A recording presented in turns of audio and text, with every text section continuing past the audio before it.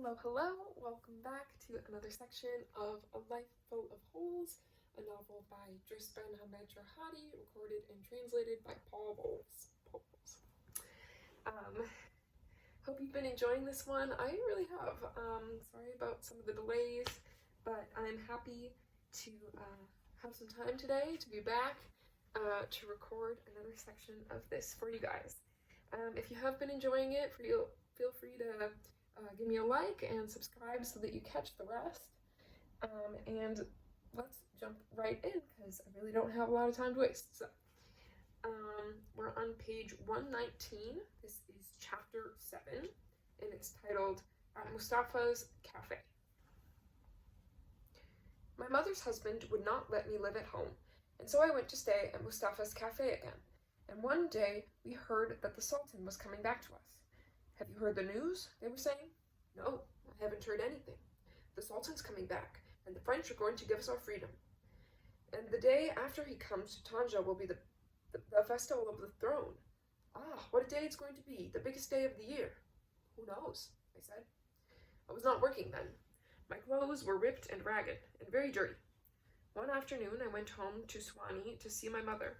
When I got there, I was hungry, and she gave me some food. If her husband had been there, she could not have given me anything, but he was not at home. When I finished eating, I said to her, Look, if my brother has an extra pair of pants and a shirt, I'd like to have them for a few days, until the festival is over. Then I can give them back. She brought them to me.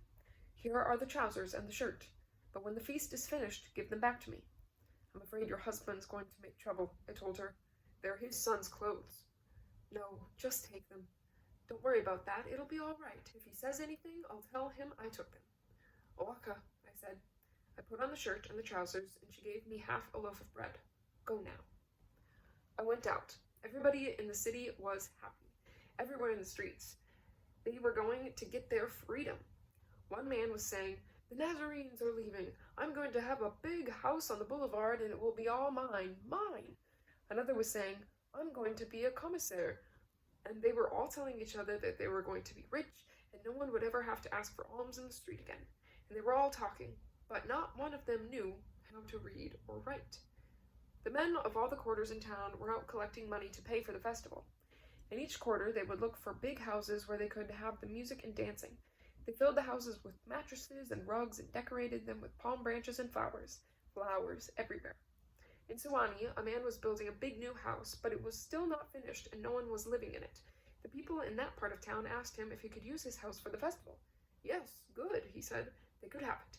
Each family in the quarter gave something for the feast. One gave a rug, another a mattress, another cushions or high-teas to hang along the wall, or just money to buy food and tea. The festival lasted 3 days. The first day, the men were all sitting on one side of the big room, and the boys were on the other side. The women were in the street outside the doorway because they were not allowed in, but there were 5 or 6 chairs in the street by the door, and when the women came by, they would say to the men, What is this? Here we are in the festival of the throne, you're all inside eating. Aren't you going to give us anything? The men would say, Of course. Here you are. Sit down. The chairs were always full. When one woman got up, another sat down. Spanish women came by too and sat and had a glass of tea. I was inside with the other boys, eating and laughing and drinking tea. We kept eating. It was all free. In the afternoon, my afternoon ray, mother's husband, came by looking for me. Have you seen Ahmed, my wife's son? Someone said. He's sitting inside, I think. Go and get him, said my mother's husband. If he's in there, tell him I'm looking for him. The boy came in and said, Ahmed, your mother's husband wants to see you. I went outside. As soon as I saw him, I said to myself, he's going to say something about these clothes. I went over to him, and he said, Why did you put on your brother's pants and shirt? Because today and tomorrow and the next day we have the festival. When it's over, I'll take them back to the home. I'm not going to hurt them. You'll do it now. Go and put on your own dirty pants. Owaka, I said. I could not say that my mother had given me the clothes. She had to tell him that. And I went home and took off the shirt and the trousers and put on my own clothes that were torn and stiff with mud. My mother never had time to wash and mend them. When I had dressed, I went back to the big house where the festival was going on. I sat down again. The boys around me began to whisper, Look at Ilarichi's son. Look at the clothes he has on. A little while ago he was wearing good pants and a new shirt. What's happened to him? And one boy said to me, Why did you change your clothes? Did you think the festival was over? No, I said. I changed because I'm going to stay here all night until tomorrow morning, and I didn't want to get the other pants dirty. Another boy said, Look at these clothes I'm wearing. They're all new. Everything. Look. Yes, I said. Wear them in good health. The 3 days of festival went by, and I went on wearing my old clothes, and the people began to empty the big house, taking away all the things they had brought for the feast. The wall coverings, the rugs, the teapots, the stoves, everything. After it was all gone, I said to myself, Now the holiday is over. I've eaten and slept for 3 days here in the big house. I'm going to Mustafa's cafe and see if there's any news. Maybe some work for me. Perhaps in the Calle d'Italia I can find somebody who needs a porter to pull a cart. I was living again in the cafe. Some days I found a man who needed a cart, and I worked, and some days I found nothing. But Mustafa always gave me 2 or 3 rials each afternoon. To help him, I would get up early in the morning and build a fire for the kahwaji. I would take chairs outside and put them in the alley while I swept the floor. Then I sprinkled water around on the floor inside and outside the door. I stayed there 6 or 7 months, working like that, and I got to know all the men who came to the cafe. There were thieves, pickpockets, all kinds of men. I used to listen to them, and they talked. One day I said to one of them, Why don't you let me go with you sometime? No, you wouldn't know anything. You wouldn't know anything about stealing. Why don't you let me try? I said. But they would not listen. One day I was hungry. I went home and knocked on the door. My brother opened it. When I went in, I found only him and my mother in the house. I said hello to my mother. Are you hungry? She asked. Yes. She gave me a little food and some bread. Here you are, eat. When I had finished, she said, Look, son, there's a Nazarene who keeps pigs, and he needs somebody to work for him. You're there living in the town. Sometimes you eat and sometimes you don't. Wouldn't you be better off working for him and always eating there at his house? You'd sleep there too, and it would be better than where you are now. Yes, I said. Where is he, this Nazarene? He lives in Wad Bahrain. Do you know him? Yes. Your stepfather met him and told him you were working in the city, and he said you could work there with his pigs. Oh, okay. Who's going to take me to see him? Wait until your stepfather comes home. He'll take you. We sat there talking, the 3 of us, and after a while my mother's husband came back. La Bess, he said. How have you been? My mother told him, He's come so you can take him to see the Spaniard. I had gone home because I was hungry, but she did not tell him that. That one's going to work, said my mother's husband. He never works. I told him, You're not the one who's going to do the work. I am. Just take me there. Don't worry about whether I ever work or don't ever work. All right. Tomorrow morning, I'll take you to see him. So I slept there at home that night, and in the morning I got up and had breakfast. Then he and I started out, walking to the Nazarene's farm. When we got to the orchard, my mother's husband began to call out, Pepe, Pepe. Then a man answered, Nam? The Nazarene knew how to speak Mograbi. Here's the boy I told you about, said my mother's husband. The Nazarene was young and short and fat. Have you ever worked with garbage? He asked me. Yes, once I worked with it at the Monopolio on the beach. Good. I'll give you 2 rials a day and your food, and you can sleep here. Waka, I said. You have to go into the city every morning with the donkey and fill the panniers with garbage and bring it back. My mother's husband said, All right, I'm going now. Goodbye. You stay here. Waka. And so he went away, and I stayed there with the Spaniard. He lived in the house with his father, his mother, his brother, and his sister. 5 of them lived there together. I slept in the stall where they kept the straw. The next morning, the Nazarene knocked on my door. Yeah, amen, he said. Buenos dias. Buenos dias, I said. Go to the kitchen. The coffee's ready for you. I'll get the donkey harnessed while you have your breakfast. Okay, I said, and washed my face. Then I went to the kitchen. Buenos dias, Maria, I said. Buenos dias, hijo. I sat down in a chair. She gave me a cup of coffee with milk and some bread and butter. Then I went out. I cut a branch from a tree and shook it at the donkey. Let's got, I shouted. I think it was supposed to be let's go. Let's go, I shouted. I was going to walk beside the donkey. Pepe said, no, hombre, ride him now, but when he's carrying the garbage, walk beside him. So I started out to the town riding the donkey, riding, until I got to the boulevard. Then I tied him to a tree on the back street, took the basket down, and started to look for garbage. I was looking, too, for policemen, because I knew it was forbidden to pick up garbage in the street. The police said the garbage belonged to the city. If they caught someone stealing it to carry away with him, they fined him and sent his donkey to the slaughterhouse. But I knew about this before I went to take it. I made friends with the garbage collectors, and sometimes I would help them carry garbage to their carts. I had no trouble. When I would find a pile of garbage in front of a door, I would empty it into the basket. Then I would look through it and pull out all the papers and cans and things that the pig could not eat, and put them back on the sidewalk.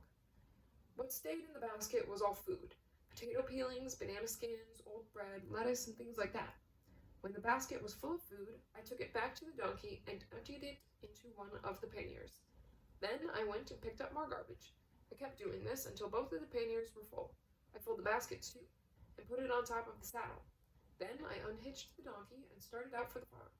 When I got back, I set the panniers on the floor. I took the harness off the donkey and hung it up.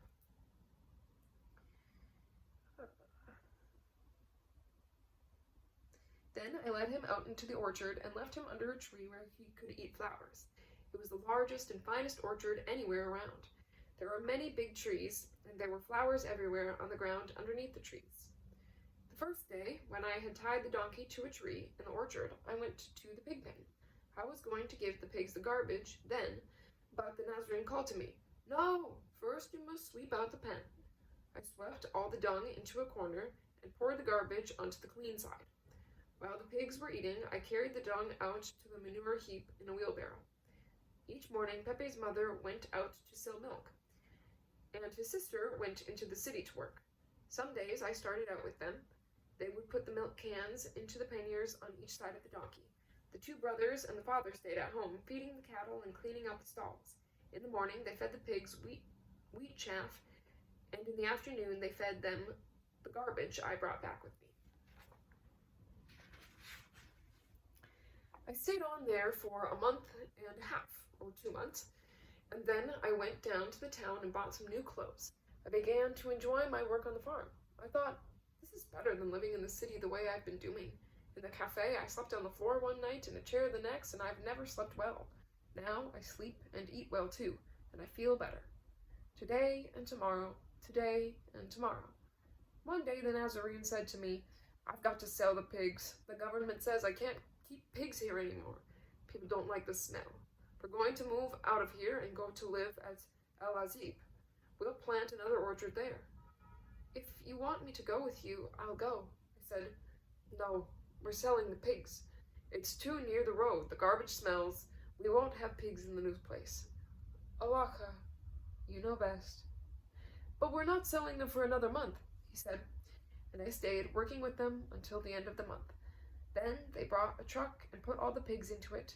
Before he drove away, Pepe said, "Ahmed, sweep out the pen so we can gather up all the posts and planks in there when we come back. We don't want to leave any wood behind." When he took the pigs to the slaughterhouse by the river, When he had gone, I went into the pig pen and swept it clean. I went and sat under a tree in the orchard, and in a little while Pepe came back. "Ahmed, come here," he said. I went over to him. "What is it?" "Look, we owe you a month. Here's the money for the month we owe you, and here's another month we're giving you as a present." "Thank you." I had lunch there with them. After we had eaten, I said to Pepe, "Allah inek. If you ever need anybody to work for you, now you know me, and you know where to find me." And his mother said, "Adios, mijillo, buena suerte." I walked to my mother's house. Inside, I found my mother's husband and my mother. "What's the matter?" said my mother's husband. "Nothing," I said. "The Nazarene has sold his pigs. He's got no more work for me." "Did he pay you?" "Yes, he paid me. A month's wages and another month as a gift." 120 rials. Give me the money, he said. I gave him 100 rials. These 20 rials I'll keep, I told him. I've got to go down to the town and walk around a little. Give me all of it. You've got no need for any money. What are you going to do with money? No, I gave you 100 rials. That's enough for you. I need 20 for myself. You're not going to be working, he said. You're going to be living here at home, eating and sleeping here, and lying around here all day. So, what do you want with money? So, I gave him the other 20 rials and went down to the town without any money at all. I walked around, but I could not do anything or buy anything. Now I had no money and no work. And when I would go into the town, all I could do was look at what was in the street. And at home, my mother's husband was always shouting at my mother and telling her I was no good. I thought, I'm going into the town and stay there. I'm not coming home anymore. I'll manage to live somehow. If I can get hold of 25 francs now and then and sit and drink a glass of tea, life will be a whole lot better. I'll get out of here and not come back. I can't listen to him yelling all day at my mother. One day I said to her, Look, I'm going into the town and find some sort of work and stay there. Once in a while, I'll come back and see you. But why, Iolidi? You and your husband fight every day because of me. It will be better when you're by yourself with him. If Allah wills it, wherever I go, I'll be all right. You know best, she said, but try and meet your brother in the street sometimes. In the morning when he's on his way to school, he'll have a little extra bread with him and he'll give it to you. Awaka. And I went down to the town and stayed at Mustafa's cafe again. I began to go to the railway station every day. Sometimes I carried people's valises for them.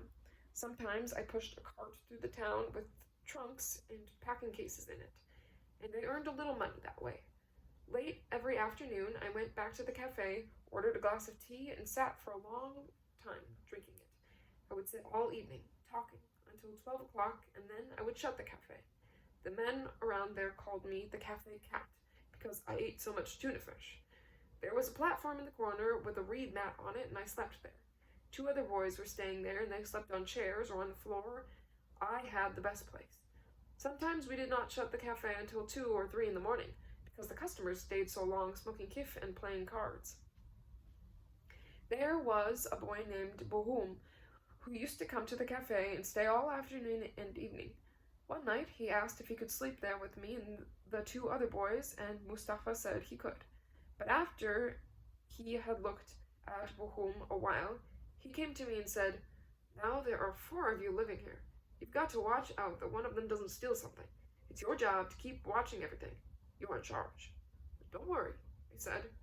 And if you don't want anybody else here but you can put the others out, you know, he said. All right. Now all 4 of us spent the whole day in the street looking for work. We always met back at the cafe in the end of the afternoon and had tea while we talked together. One night, Bohum had some money in his pocket. He did not say how he got it. He went into the cafe Yasmina and began to play cards, and the others won all his money. When he had lost everything, he came back to Mustafa's cafe. It was late. The cafe was shut and we were asleep. He began to knock on the door. Who is it? I said. Bohum. I opened the door. He did not look at me. Are you going to sleep? I asked him. I wanted to go back to sleep. Yes. I shut the door and went over to the corner and put the key under the part of the mat where my head would be lying. Then I went to sleep. In the morning, Mustafa came and began to knock on the door.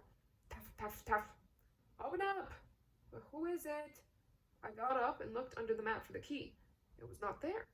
Then I saw that it was in the door. I looked around for the radio and saw that it was gone.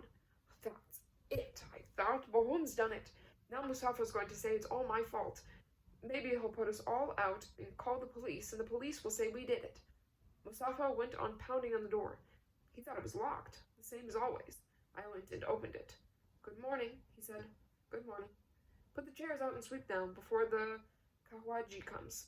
Awaka. I was carrying the chairs out when I heard Mustafa say, Where's the radio? I don't know, I said. Is it gone? Where are my jacket and my jalaba? They were here. I haven't seen them. You were sleeping here, and you don't know what's happened anything? I said, everything was here. Bohum came in late. I opened the door and let him in, and he went to sleep. When you woke me up, he'd already gone out. Where do you think he might be now? I don't know, I said. He began to shout at me. Why do you let these boys in here in the middle of the night? I told you could stay here alone if you wanted and put them out. Nobody can make you open the door. It's your fault. I'm the owner of this cafe, and I've told you you're in charge. Listen, Mustafa, there's no use yelling at me. The radio's gone, and the clothes are gone too. Wait a while. I'm working, and I'll give you a little every few days and pay you back. I don't want anything from you, said Mustafa. Get out of here and don't come back. The day I see you in my cafe again, I'll break your head. I did not say anything. Then Mustafa's brother came in and began to say, Let the poor boy stay. He's done nothing.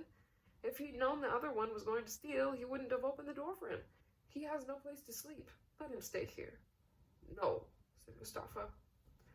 What he did wasn't very bad, his brother said. He's in the street all day, and he only comes here at night to sleep. No, said Mustafa. I don't want him in my cafe any longer. And the one who robbed me, I'll find him, no matter where he is. That radio and those clothes, said Mustafa's brother, forget about them, it's all the same. Allah takes care of everything in the end. Leave the poor boy here. He's got nowhere to go but his stepfather's house. You know what his stepfather is like. Mustafa said, All right. He went out of the cafe angry, and his brother told me, Don't pay attention. He's lost his things, and he's angry.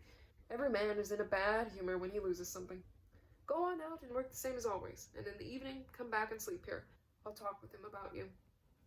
I went out, but that day I had bad luck. I did not earn a franc. I thought, I'm going to Suwannee to see if I can find my brother somewhere in the street where he plays, and send him to the house to get me some bread. I went to Suwannee and found him playing there in the street with the others. Mohammed, I said, go home and get me a piece of bread. He went to the house and said to my mother, Ahmed is out in the street. He wants some bread. If you have any, give it to me and I'll take it to him. My mother found half a loaf of bread, cut it and spread a little butter inside, and handed him a rial. Give him this, she told him. He came back and gave it to me. I found a piece of newspaper and wrapped the bread in it, and went back to Mustafa's cafe. I said to the Kahwaji, make me a glass of tea, and I paid him the rial, and he gave me back half of it. When I was eating, Mustafa came in. He kept looking over at me, but he did not speak to me. The cafe was full of men. When it was time to close, I went over to Mustafa and said, Brother, let me sleep here. I have nowhere else to go. I'll leave it up to the Kawaji, he said. Amar is the head here now. If he wants you to stay, you can. I said, you're the owner of the cafe. You have to give your permission. If you don't give it, Amar will never let me stay. What's happened has happened. It won't help to keep thinking about it. You people are no good for anything, he said. You don't even know how to take care of people's things for them. Let me stay here. And I went on living that way, today and tomorrow. I would find what I could in the daytime and go back and sleep at the cafe at night. And the season of hindayats came, and the people in the country were picking them off the cactuses and beginning to bring them into town to sell in the street. Amar, the Kahwaji, came to me and said, Look, Ahmed, why don't you buy some hindayats and sell them? Buy 6 or 7 rials worth and sell them. You'll make more money than at the station, and you'll be sitting down all day on the sidewalk instead of walking up and down. But I haven't got 6 rials, I said. Ask Mustafa to lend them to you. He'll do it if you ask him. Wait until he comes this afternoon, I said. I'll ask him and see if he will. Late in the afternoon, Mustafa came to the cafe. Brother, I said, I wonder if you could lend me 6 or 7 rials to buy hindayats. It would be a big favor you'd be doing me. Where are you going to sell them? Outside the cafe here, in the street. What is this? A cafe or a market? I'll put them up in the street away from the cafe, if you like, and I'll sell them to the Jews who live here in the quarter. I know all the Jews here. But you'll have to give me 6 hindayats every day, he said. You can eat all you want of them, I told him. He gave me 6 rials. There was another cafe up the street that belonged to an old man named Si Abdeslam. I went to see him. There is a crate in your garden, I said to him. May I borrow it? What for? I want to fill it with hindayats and sell them in the street. Take it, he said. I went out and got the crate and carried it with me to the place near the Spanish church where they sold the fruit. I waited until the buses came in from the country. Atop of each bus, there were many baskets of hindayats. They lifted the baskets down, and the country women began to sell the fruit. I bought enough to fill the crate and put it on my head and carried it down to the Cal d'Italia where the cafe was. And on my way, the cactus needles kept falling down the back of my neck, but I did not know it until I got back to the cafe. Then I found a lot of them sticking into the skin of my back. I took the crate to the pump in the street and let the water run over the fruit. That way, some of the needles washed off, and the hindayats would be cooler for the people who were going to buy them. When I had them clean, I went over to the wall and washed the sidewalk. Then I laid the fruit out in piles on the sidewalk. When the Jews of the quarter saw that I was selling hindayats, they all came and bought them from me, because I knew they liked me better than most of the other fruit sellers. I bought better hindayats than most of the others. Stone hindayats, they call them. The other boys gave 8 or even 10 of theirs for a pesita, but I gave only 6, and I always sold mine before the others. The Jews used to say, "The Terra sells the best hindayats." They remembered me from the time when I had been a Terra and had taken their bread to the oven for them. And I went on selling the fruit. Some days I made 4 rials, some days maybe 3 or 5, and I was happy. The only hard part was carrying the crate full of fruit on my head from the Spanish church down to the Cal d'Italia, but I got used to it. When Amar, the Khawaji, saw that I was making money doing what he had told me to do, he said, "Why don't you get a cart now? Fill it full of hindayats and push it through the streets selling them. You'll make still more money." "No," I said, "I'm doing well here. I'm making all the money I need. I'm better off right here." "You know best," he said.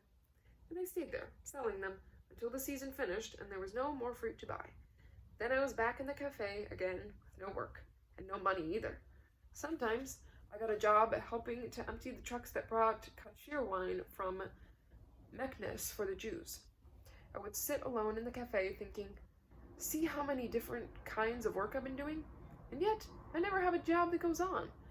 I can't lift cases and bundles all my life. I've got to do something. I'm going to look around and see what I can find. Something that's easy to get a hold of. Then I'll sell it, and I can have a pair of shoes and a shirt. And I began to listen carefully to the words the customers said to each other when they came in to drink tea and smoke their kif pipes. I would talk with them, and I would say, "Why don't we two go somewhere and look around?" And the man would answer, "Oh, no, you don't know how."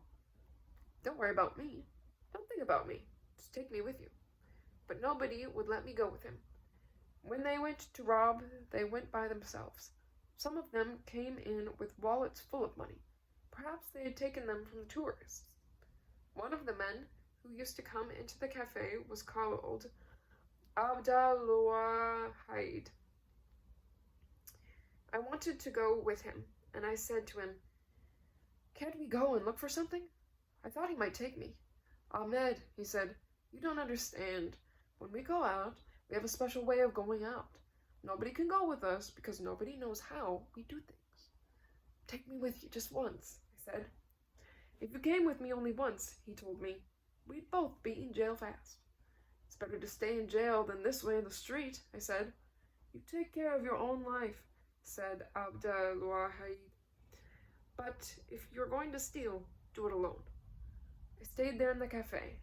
I was thinking and talking with them, and each day I spent less time looking for work, and finally I stayed the whole time in the cafe and did not look for work anymore. There was a man, younger than the others, who used to sit in the cafe playing cards. He was a Riffian named Marino. When he had no money, he would sit there and I would talk to him. "Where do you work?" I would say. He never talked about anything, what his work was or anything else. I said to myself, this one sits here all day, but at night he goes out, always.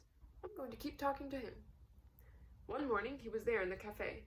"Here you are, sitting here without a franc on you," I said to him, "and I'm broke myself. Come on, let's take a walk and see if we find something." "All right," he said. We went out together and looked all day, but there was nothing to steal. We went out many times together. We never found anything, but when we came back to the cafe, We talked about what we had done and what we would do together, but Marino never told me anything about the nights when he went out alone. That's the end of chapter 7. Alright, we are now on chapter 8, page 137. I'm just gonna do...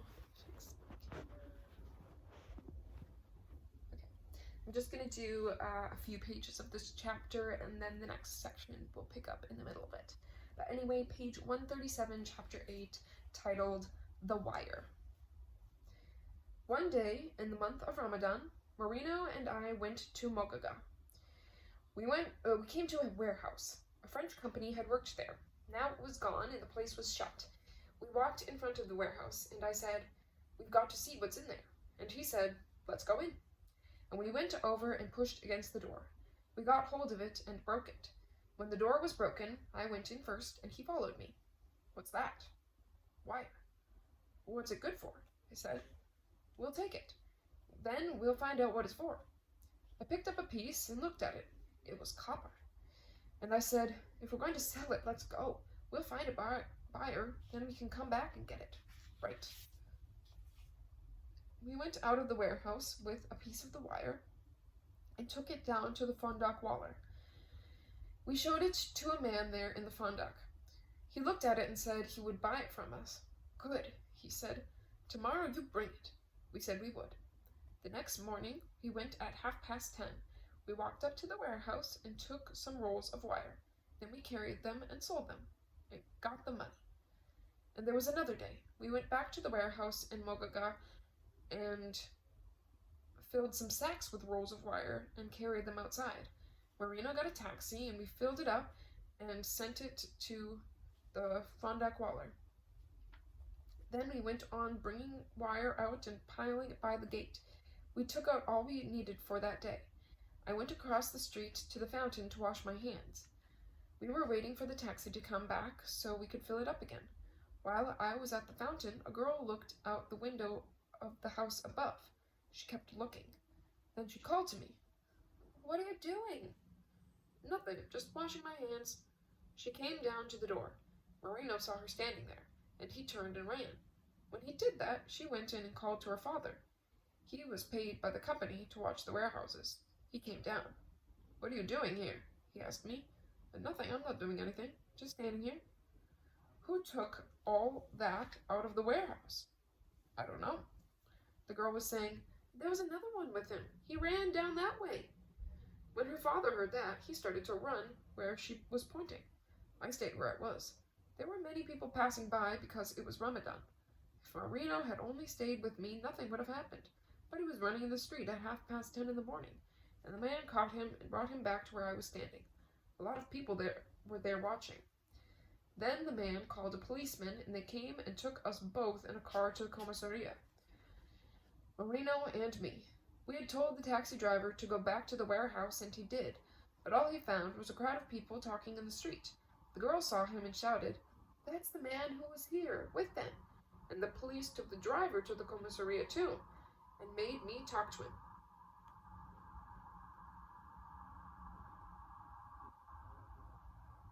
Then they let him go.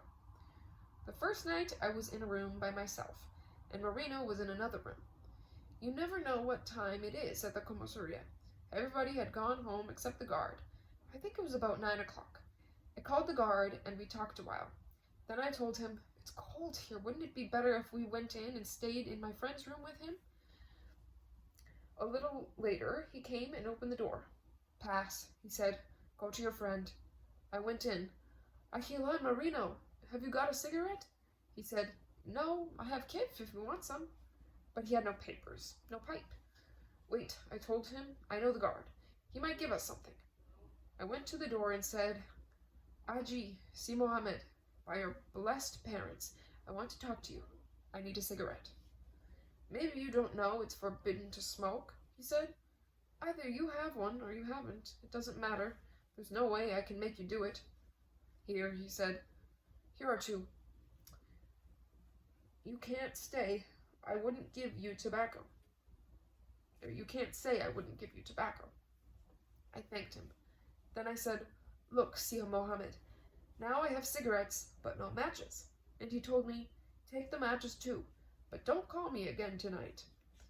I sat down by Marino in the dark with the cigarettes and the matches. He handed me the kif. I emptied the tobacco out of one of the cigarettes and filled it with kif. I lighted it and smoked, and after a while I gave it to him. When he had finished it, he said, my mother's sick in Tetuan, and here I am in jail. I said, if I get you out, will you take care of me? Like a brother. He knew I wanted him to bring me food. He knew I wanted him to bring me food to the jail, and now and then. But I asked him to do only one thing. I wanted him to get some clothes I had in the cafe Ms. Mizzy and take them to my mother's house and tell her he didn't know where I was. He said he would. Tomorrow morning, when they come, I told him, when they took us out to beat us up again, I'll do it for you. They'll let you go. He said, good. We went to sleep. Early in the morning, the police came. They pushed us out into the corridor and began to pound us with their fists. Maybe this time some truth will fall out. Good, good, I cried. Wait. They stopped. I said, this wire. I stole it, and this man came to work for me. He doesn't know anything. I was going to pay him for his work, that's all. They let him go. After that day, I never saw him again, and I stayed 4 more days in the commissariat. They wrote out their papers, and they took me first to the tribunal to see the judge, and then to the jail at Malabata. I went in with some other prisoners. They searched us and took away our belts and our money and put us into a room with about 50 others. Sit down, they said. 3 months later, the judge called me to the tribunal again. They read out my name. I said I was there. Sit down, I said.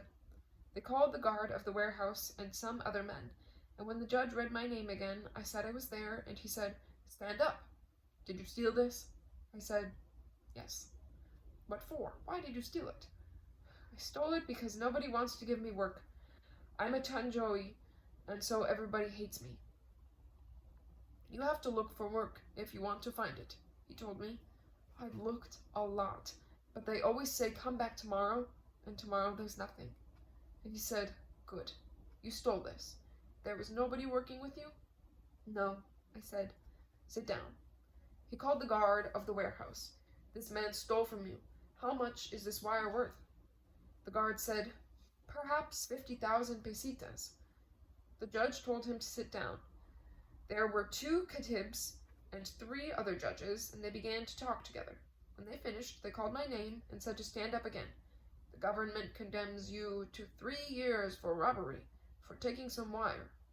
They told me I could say I wanted another trial in Rabat, and so I did. And later, they sent me and 9 others to Rabat for a second trial.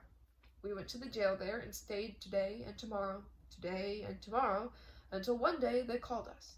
They said to us, Tanjuin, get your clothes together. Tomorrow you are all going back to Tanja. You're not going to get another trial. What could we say?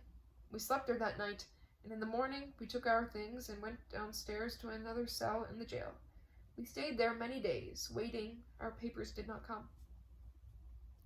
One day a guard came in and said, Tanjawin will get up and go out into the courtyard to peel turnips. We went outside, and every day after that we peeled turnips and potatoes and carrots and took them to the kitchen. The food was very thin there, never enough. But we got to know the cooks, and they let us take pieces of bread away with us. There was hunger in that jail.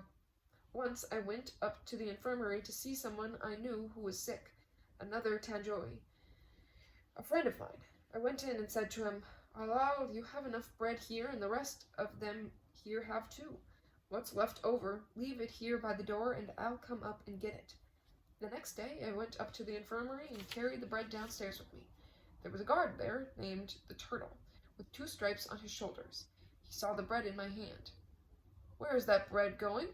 He said. I brought it from the kitchen. Who gave it to you? Somebody. I don't know his name. He hit me in the face and began to kick me. Tell the truth. Then another guard called El Kabir came, and they beat me together. I said, This is a piece of bread I have with me, and I want to eat it, that's all. No talking, the turtle said. I'll have you put in the asylum. You will have the power here. You can do what you want. No talking. Get back in your cage. I went back to the cell with the other Tangerine. They did not let us out of it again. One day, they called me to the tribunal. They had written the papers so I could have the second trial in Rabat. I went to the court and told them how I stole the wire. They sent me back to the jail and said they would call me again. It was about 7 months later when they came and told all the Tangerine to get their clothes because they were going to another prison. I wanted to know where that was. They said it was in Dar el-Baida. They carried us to the Dar el-Baida jail. We went in. We did not know anyone in the place, 10 from Tanja, and we went into the cell. They told us to sit down, and then they threw each of us 2 old rags. They said they were blankets. There was not enough room in the cell to spread out the rags out and sleep. Everybody was on top of someone else. Each cell had a cabran who commanded there. Our cabran had killed another prisoner. He was going to stay many years, and so the chief gave him command over the 80 men in the cell. But he had half the room just for himself. Only he and his friends could step over the little line he drew on the floor. The others had nothing, no room to sleep. After we sat down, we began to talk to each other. He told us to be quiet. Nobody was allowed to speak in that cell. We stayed there 7 days. At the end of that time, we went back to Rabat for 9 days. That was when they told me my sentence. They took away a year from my term. Only 2 years instead of 3. In the afternoon, we went to Ain Mohamed. Ain Mohamed is pink. It looks like a castle on the side of the hill. Inside, it looks different. They took our clothes and searched them. They gave us work clothes and pushed us into a cell. After we were inside, they asked us, "Which ones know how to do some sort of work?" I said, "I do. I have trade. I'm a carpenter." That was not true, but I wanted to work. Another said he was a mechanic and another an electrician. 3 of us only. They sent us to the workshop and we stayed there and worked. A long time we worked there. It could be 8 months or more. One day, the government inspector of all the prisons, Feodor, visited the jail. He came into our cell. We were sitting there. He saw me. I was wearing a dirty shirt, and he asked me, "Why is your shirt so dirty?" I said, "I'll tell you. They don't give us enough soap." "Good. What's your name?" I gave him my name. "Very good, very good," he said. After he had gone out and they locked the door, a guard called Baidoui, God, my pronunciation, Baidoui, came and looked at me. "That's very nice what you did, eh, Tanjoy?" I said, "He asked me and I told him how it was, that's all. There's not enough soap for everybody. It's not wrong to tell him that, is it?" "Wait a little. When he's gone, you'll know." In the workshop, I always picked up all the little pieces of wood. I made charcoal with them so we could have tea in the cell. That afternoon, I took back a big can full of pieces of wood. The cabrans walked with fan belts from car motors. They carried them in their hands. On the stairs, a cabran came up behind me and began to hit me with his belt. "Why? What have I done?" He went on pounding me, and I was crying. "This isn't right. This is a shameful thing you're doing. I only talked about soap." "I shit on your father and mother. You came all the way from Tanja just to tell us you want more soap?" If that was bad, forgive me. I asked him to forgive me, and he beat me still harder. That night I did not eat. I was awake all night and cried. In the morning they called me. They told me I would have to work in the quarry, not any more in the workshop. "But I'm 17, and I have a trade. Why do you put me in the quarry? I'll die there. I can't do it." "That's all right," they said. "You've got to go." I went to the quarry and began to work. today and tomorrow, today and tomorrow, until they sent me to another jail called Kafaili, 20 kilometers farther south toward Marrakesh. They sent 12 of us. Kafaili is an even worse place where they send prisoners they don't want to see anymore. The food was much thinner. It is better to die than to go to Kafaili. In the morning, you get some water with some flour thrown in, heat it up a little, nothing else. At noon, split peas and water, or sometimes chickpeas and water. The law does not say that a prisoner always has to eat this way. We ate our supper the first night and went to bed. When I woke in the morning, I had red spots everywhere. I scratched all day. What have you got there? I asked them. Just bed bugs. And you can't kill them? The others laughed. And in the room where they made the food, not even a dog would go. But we were so hungry we ate everything with all the dirt in it. There was no bread. I had brought a little with me from Ain Muamin, but it did not last. Every day we got up at 5 to go to work in the fields. Between sleeping and working, we had no time to wash. There was no water to drink out there, and we went on working until 11. We were always tired. At 2 o'clock in the afternoon, they got us up again. It was hard to move then, but we went out and worked until 5. One day, when I woke up, I felt sick. I told the guard, I don't feel well. I can't go to work today. I asked him to call a doctor for me. He said to me, So, my friend, you Tangerine come down here with only politics and ideas, not with work in your heads. I've worked since I came. I've never missed a day, but now I'm sick. I can't work. How can I work? All of that is nothing, he said. You'll work whether you can or not. He called a cabran. The cabran came in and said, Get up and go to work, and he beat me with his fan belt. I'm sick. Get up. Nothing. I could not get up. Every morning for 3 days, after the other prisoners had gone out to work, he came and beat me. I'm sick. Get up. A man who worked in the infirmary came in. One of the guards had told him there was a Tanjoy there who would not get up to work. He asked me to look and see if I was lying there, or if I was really sick. The man who worked in the infirmary said to me, What's the matter with you, Tanjoy? I'm sick, I said. I can't move. He looked at me and told them I was sick. He said to a guard called Bujendal, Get him out of here, Bujendal. Send him to the infirmary at Ain Muamin. You can't leave him here. If you do, he'll die with you. The guard said, Right. In the afternoon, a truck came. Bujendal said to me, You're going now. They carried me back to Ain Muamin. They put me in the hospital. The doctor came and wrote 7 days of rest for me. And I think I'm going to stop there for this section. We'll pick up next time on page 146 in the middle of chapter 8. All right, hope you enjoyed. See you next time. Bye.